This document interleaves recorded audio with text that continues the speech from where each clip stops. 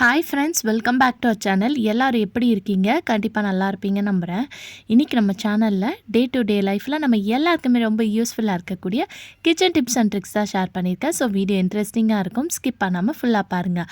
அதுக்கு முன்னாடி நீங்கள் இப்போ தான் நம்ம சேனலை ஃபஸ்ட் டைம் பார்க்குறதா இருந்தால் இப்போவே சப்ஸ்கிரைப் பண்ணிக்கோங்க, கூட இருக்க பெல் சிம்பிளை கிளிக் பண்ணிக்கோங்க. இப்போ வாங்க வீடியோக்குள்ளே போகலாம்.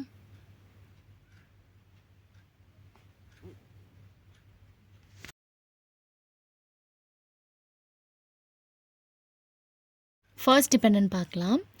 நம்ம நெயில் பாலிஷ் வந்து எல்லா லேடிஸ்க்குமே ரொம்ப பிடிக்கும் வைக்கிறது.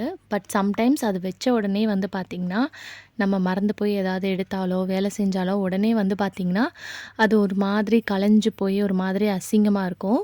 ஸோ அது காயறதுக்கு ரொம்ப நேரம் ஆகிற மாதிரி இருக்கும். ஸோ நெயில் பாலிஷ் வச்ச உடனே வந்து இந்த டிப்பை வந்து நீங்கள் ஃபாலோ பண்ணிக்கோங்க. உடனே வந்து பார்த்திங்கன்னா உங்களுக்கு ட்ரை ஆயிரும். அதுக்கு வந்து நல்லா ஐஸ் வாட்டர் இருந்துச்சுன்னா எடுத்துக்கோங்க. அப்படி இல்லைன்னா நல்லா சில்லுன்னு இருக்கக்கூடிய தண்ணி, அதில் வந்து நெயில் பாலிஷ் வச்சதுக்கப்புறம் உங்கள் கையை வந்து லைட்டாக ஒரு 2 நிமிஷம் மட்டும் டிப் பண்ணி வைங்க. ஸோ இந்த மாதிரி நீங்கள் டிப் பண்ணி வச்சிங்கன்னா உங்களுக்கு நெயில் பாலிஷ் வந்து பார்த்திங்கன்னா உடனே வந்து ட்ரை ஆயிரும். ஸோ அதே மாதிரி நெயில் பாலிஷ் வந்து நம்ம யூஸ் பண்ணும்போது சம்டைம்ஸ் ரொம்ப நாள் எடுக்காமல் இருந்து எடுத்தோன்னா அந்த நெயில் பாலிஷ் பாட்டில் வந்து பார்த்திங்கன்னா கட்டி பிடிச்ச மாதிரியே ஆயிரும். ஸோ அதுக்கு வந்து நல்லா தண்ணி சூடு பண்ணிவிட்டு அந்த சுடு தண்ணியில் இந்த நெயில் பாலிஷ் பாட்டிலை ஒரு 5 மினிட்ஸ் போட்டு வச்சுட்டு அதுக்கப்புறம் யூஸ் பண்ணி பாருங்கள், எப்பயும் போல் இருக்கும். நம்ம கேரட் வந்து வாங்கிட்டு வந்த உடனே இந்த டிப்பை வந்து ஃபாலோ பண்ணிக்கோங்க. ஏன்னா கேரட்லாம் உடனே வந்து அழுகி போயிடும். ஸோ எப்போவுமே வந்து அது கூட இருக்கிற காயெலாம் வந்து அழுகி போயிருந்துச்சுன்னா அதெல்லாம் வந்து தூக்கி போட்டுருங்க. கேரட் வந்து மேலேயும் கீழேயும் இந்த மாதிரி அந்த காம்பை வந்து கட் பண்ணி எடுத்துக்கோங்க. எடுத்துகிட்டு நீங்கள் ஸ்டோர் பண்ணி வச்சுக்கலாம். நீங்கள் வாஷ் பண்ணுறதா இருந்தால் வாஷ் பண்ணிவிட்டு நல்லா வந்து அதை ட்ரை பண்ணிடுங்க. சம்டைம்ஸ் நம்ம பாதி கேரட் யூஸ் பண்ணிவிட்டு பாதி கேரட் இப்படியே வைப்போம். அதனால கூட வந்து பார்த்திங்கன்னா உங்களுக்கு அந்த கேரட் வந்து அழுவி போயிடும். ஸோ எப்போவுமே வந்து கீழே இருக்கிற அந்த காம்பு மேலே இருக்கிறதையும் வந்து கட் பண்ணிவிட்டு ஒரு கண்டெய்னரில் போட்டு இந்த மாதிரி நீங்கள் ஸ்டோர் பண்ணி வச்சிங்கன்னா ரொம்ப நாள் வரைக்கும் ஃப்ரெஷ்ஷாக இருக்கும். ஸோ கேரட், முள்ளங்கி இந்த மாதிரி இருக்கக்கூடிய காயெல்லாம் நீங்கள் இந்த மெத்தடில் ஸ்டோர் பண்ணி வச்சு பாருங்கள், கண்டிப்பாக ஃப்ரெஷ்ஷாக இருக்கும். நம்ம கீ யூஸ் பண்ணுறதா இருந்தால் அதை எப்போவுமே வந்து மெல்ட் பண்ணி யூஸ் பண்ணணும். அதுதான் வந்து நம்ம ஹெல்த்துக்கு வந்து பார்த்திங்கன்னா ரொம்ப நல்லது. அப்படியே வந்து நம்ம எடுத்து யூஸ் பண்ணி சாப்பிடக்கூடாது. சம்டைம்ஸ் நம்ம ஏதாவது சாப்பாடில் அந்த மாதிரிலாம் போட்டு சாப்பிட்ணுன்னு நினச்சோன்னா நெய் வந்து ரொம்ப கட்டியாக இருக்கும். ஸோ இந்த மாதிரி இருக்கும்போது அதை வந்து உடனே மெல்ட் பண்ணுறதுக்கு இந்த டிப்பை வந்து ஃபாலோ பண்ணிக்கோங்க. நம்ம வீட்டில் பால் வச்சுருப்போம், இல்லை தோசைக்கல்லில் தோசை சுட்டிருப்போம், இல்லை ஏதாவது ஒரு சூடான ஐட்டம் குழம்பே சூடு பண்ணியிருப்போம்னு வச்சுக்கோங்க. அது மேலே வந்து நம்ம தட்டு வச்சுருப்போம் இல்லையா, அந்த தட்டு மேலே கொஞ்சமாக ஒரு ஸ்பூன் அளவுக்கு நெய் எடுக்கிறீங்க. நீங்கள் பசங்களுக்கு ஊற்றி கொடுக்குறீங்க சாப்பாடுலனா அது மேலே இந்த மாதிரி அந்த ஸ்பூனை வச்சாலே போதும். அந்த ஹீட்டுக்கு வந்து பார்த்திங்கன்னா நெய் வந்து நல்லா மெல்ட் ஆயிரும். ஸோ நல்லா மெல்ட் ஆகி இந்த மாதிரி உங்களுக்கு லிக்விடாக கிடைக்கும். ஸோ அதுக்கப்புறம் நீங்கள் இதை வந்து எடுத்து வந்து யூஸ் பண்ணிக்கலாம்.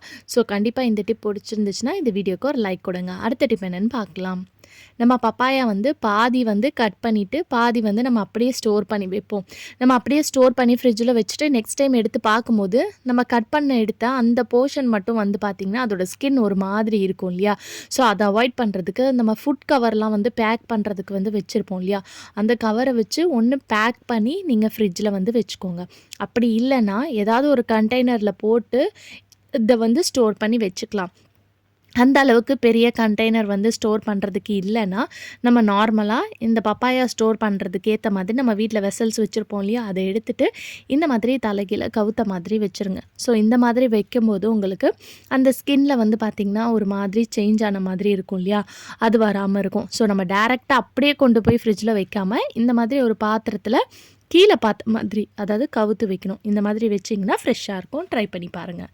நம்ம கார்லிக் வந்து டெய்லியுமே எல்லா சாப்பாட்லேயும் நம்ம கலந்து எடுத்துக்கிறது வந்து பார்த்திங்கன்னா ரொம்பவே வந்து நம்ம ஹெல்த்துக்கு வந்து நல்லது.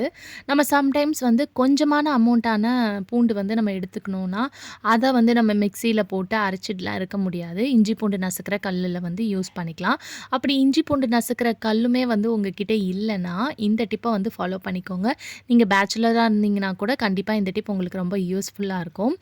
இப்போ வந்து நார்மலாக வந்து நம்ம பூண்டு உரிக்கிற மாதிரி உரிச்சிக்கலாம். உரித்து எடுத்துட்டு நீங்கள் கொஞ்சமாக குவான்டிட்டி மிக்சியில் போட்டு அரைச்சிங்கன்னா அது சரியாக வந்து அரைப்படாது இல்லையா? ஸோ அந்த டைமில் இந்த டிப்பை ஃபாலோ பண்ணிக்கோங்க. நம்ம வீட்டில் வந்து கிரேட்டர் வச்சுருப்போம். அந்த கிரேட்டரில் இந்த மாதிரி சின்னதாக சீவக்கூடிய அந்த இடத்துல வச்சு சீவினிங்கன்னா நல்லா உங்களுக்கு குட்டி குட்டி பீஸாக வந்து கிடைக்கும். ஸோ நல்லா வந்து ஸ்மாஷ் பண்ண மாதிரி வரும். ஸோ இது வந்து இந்த டிப் உங்களுக்கு ரொம்பவே ஹெல்ப்ஃபுல்லாக இருக்கும். ஏன்னா நம்ம 1 பூண்டு 2 பூண்டு எடுத்து யூஸ் பண்ணுற டைமில் வந்து இந்த டிப் வந்து நம்ம ஃபாலோ பண்ணிக்கலாம். அதே மாதிரி இன்னொரு மெத்தட் என்னன்னு பார்த்தீங்கன்னா, நம்ம வீட்டில் கண்டிப்பாக வந்து ஃபோக் ஸ்பூன் வச்சுருப்போம் இல்லையா? அந்த ஃபோக் ஸ்பூனை வச்சு கூட நீங்கள் இந்த கார்லிக்கை வந்து நல்லா வந்து ஸ்மாஷ் பண்ணி நசுக்கி எடுத்துக்கலாம். ஸோ ஃபோக் ஸ்பூனை நான் இந்த வீடியோவில் காட்டுறேன் பார்த்தீங்களா? அந்த மாதிரி கார்லிக் மேலே வந்து நல்லா இந்த மாதிரி நசுக்கி நசுக்கி விடுங்க. ஸோ இந்த மாதிரி பண்ணி விட்டிங்கன்னா உங்களுக்கு குட்டி குட்டியாக நம்ம கத்தியில் கூட இந்த அளவுக்கு அழகாக வந்து கட் பண்ண முடியாது. அந்த அளவுக்கு குட்டி குட்டியாக நல்லா ஸ்மாஷ் பண்ணி உங்களுக்கு கிடைக்கும். ஸோ இந்த 2 டிப்பில் நீங்கள் எந்த மெத்தட் வேணாலும் நீங்கள் ஃபாலோ பண்ணிக்கலாம். ஸோ கண்டிப்பாக இந்த டிப் வந்து உங்களுக்கு ரொம்ப ஹெல்ப்ஃபுல்லாக இருக்கும். நம்ம கொஞ்சமான குவான்டிட்டியில் வந்து பூண்டு வந்து எடுத்து சமையலில் யூஸ் பண்ணுறோன்னா அந்த டைமில் இந்த மெத்தடை வந்து நீங்கள் ஃபாலோ பண்ணிக்கலாம். ஏன்னா நம்ம கொஞ்சமாக போட்டு மிக்சிலலாம் வந்து பார்த்திங்கன்னா அரைக்க முடியாது. அதுவும் நம்ம நிறைய டிஷ்ஷில் வந்து குட்டி குட்டி பீஸாக வந்து நம்ம கட் பண்ணி யூஸ் பண்ணணும்னு நினைப்போம் இல்லையா? அந்த டைமில் இந்த கிரேட்டர் இருந்துச்சு, இல்லை இந்த ஃபோக் ஸ்பூன் இருந்துச்சுனாலே போதும், ஈஸியாக வந்து நீங்கள் ரெடி பண்ணிடலாம். ஸோ கண்டிப்பாக ட்ரை பண்ணி பாருங்கள். நம்ம கேப்சிகன் வாங்கும்போது இந்த டிப்பை வந்து ஃபாலோ பண்ணிக்கோங்க. கேப்சிகன் பேக் சைடில் வந்து பார்த்திங்கன்னா நம்மளுக்கு இந்த மாதிரி 3 இல்லைனா 4 இந்த மாதிரி இருக்கும். ஸோ 3ஆக இருந்துச்சுன்னா நீங்கள் வந்து காரமாக இருக்கும், நீங்கள் சமையலுக்கு யூஸ் பண்ணிக்கலாம். அப்படி இது வந்து உங்களுக்கு 4 மாதிரி இருந்துச்சுன்னா அது வந்து கொஞ்சம் ஸ்வீட்டாக இருக்கும். ஸோ அதை வந்து நீங்கள் சேலடுக்கு தான் யூஸ் பண்ணிக்க முடியும். ஸோ இது வரைக்கும் நீங்கள் கேப்சிகன் வாங்கும்போது இதை வந்து நோட் பண்ணலைன்னா கண்டிப்பாக இனிமேல் இந்த விஷயத்த வந்து நோட் பண்ணிக்கோங்க. ஸோ இந்த மாதிரி பேக் சைடில் பார்க்கும்போது 3 இருந்துச்சுன்னா அது வந்து காரம், 4 இருந்துச்சுன்னா ஸ்வீட்டுக்கு யூஸ் பண்ணுறதுன்னு நம்ம எடுத்துக்கலாம். நம்ம காஞ்ச மிளகா வந்து சம்டைம்ஸ் உடச்சி பார்த்தோன்னா அதுக்குள்ளேருந்து புகை வர்ற மாதிரி இருக்கும். நம்ம கண்டெய்னரில் போட்டு ஸ்டோர் பண்ணி வச்சா கூட வந்து பார்த்திங்கன்னா சம்டைம்ஸ் வந்து வீணாக போயிடும். நிறைய காஞ்ச மிளகா வாங்கி ஸ்டோர் பண்ணி வைப்போம், ஃபங்கஸ் ஃபார்ம் ஆன மாதிரி இருக்கும். அதை அவாய்ட் பண்ணுறதுக்கு எப்போவுமே வாங்கிட்டு வந்தோடனே இந்த ஒரு டிப்பை மட்டும் ட்ரை பண்ணிடுங்க. ஸோ நீங்கள் லைட்டாக தோசைக்கல்லையோ இல்லை இந்த மாதிரி கடாயிலையோ போட்டு அதை லைட்டாக வறுத்து எடுத்துக்கோங்க, ரொம்ப வறுக்க வேணாம். இது வறுக்கும்போது அந்த நெடி வராமல் இருக்கிறதுக்கு கொஞ்சமாக கல்லுப்பு மட்டும் சேர்த்துக்கோங்க. இந்த மாதிரி சேர்த்துட்டு நல்லா வறுத்துட்டு இதை கொஞ்ச நேரம் நல்லா அந்த சூடு வந்து ஆற விட்டுருங்க. ஆற விட்டுட்டு அதுக்கப்புறம் இந்த கல்லுப்போட சேர்த்து நீங்கள் இந்த கண்டெய்னரில் போட்டு ஸ்டோர் பண்ணி வைங்க. இந்த மாதிரி வைக்கிறனால இதில் எந்த ஒரு ஃபங்கஸ் ஃபார்மேஷனும் வராமல் நீங்கள் யூஸ் பண்ணுற வரைக்கும் நல்லா ஃப்ரெஷ்ஷாக இருக்கும். ட்ரை பண்ணி பாருங்கள். அடுத்த டிப்க்கு நான் இங்கே ஒரு ஒயிட் கலரில் இருக்கக்கூடிய காட்டன் கிளாத் தான் எடுத்திருக்கேன். நீங்கள் எந்த காட்டன் கிளாத்தாக இருந்தாலும் எடுத்துக்கலாம். இதில் வந்து ஒரு லெமன் சைஸ் அளவுக்கு புளி வந்து எடுத்திருக்கேன். இப்போ இந்த புளியை வந்து நம்ம இதில் வச்சுட்டு இந்த துணியை வந்து ஒரு மூட்டை மாதிரி கட்டி ஒன்று வந்து நல்லா கயிறு வச்சு கட்டிக்கோங்க. அப்படி இல்லைன்னா ரப்பர் பேண்ட் போட்டுக்கோங்க.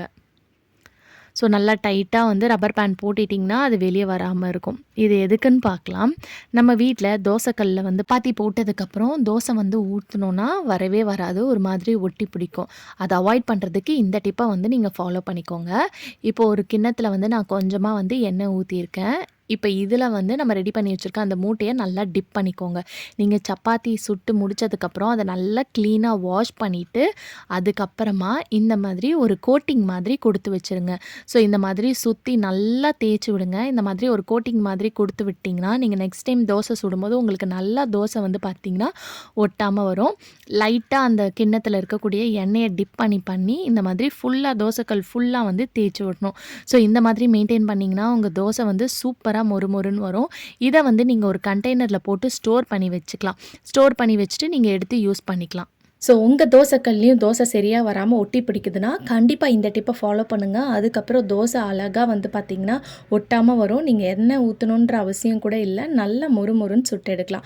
வேணும்னா மட்டும் நீங்கள் எண்ணெயை வந்து ஊற்றிக்கலாம். ஸோ கண்டிப்பாக இந்த டிப் ரொம்ப யூஸ்ஃபுல்லாக இருக்கும். ட்ரை பண்ணி பார்த்துட்டு கமெண்ட் பாக்ஸில் எப்படி இருந்துச்சுன்னு கமெண்ட் பண்ணுங்கள். ஓகே ஃப்ரெண்ட்ஸ், இன்றைக்கி வீடியோவில் நான் ஷேர் பண்ணி இந்த டிப்லேருந்து ஏதாவது ஒரு டிப் கண்டிப்பாக உங்களுக்கு யூஸ்ஃபுல்லாக இருக்கும். அப்படி யூஸ்ஃபுல்லாக இருந்துச்சுன்னா மறக்காமல் நம்ம சேனலை லைக் பண்ணுங்கள், ஷேர் பண்ணுங்கள், கமெண்ட் பண்ணுங்கள், சப்ஸ்கிரைப் பண்ணிக்கோங்க. தேங்க்யூ ஃபார் வாட்சிங்.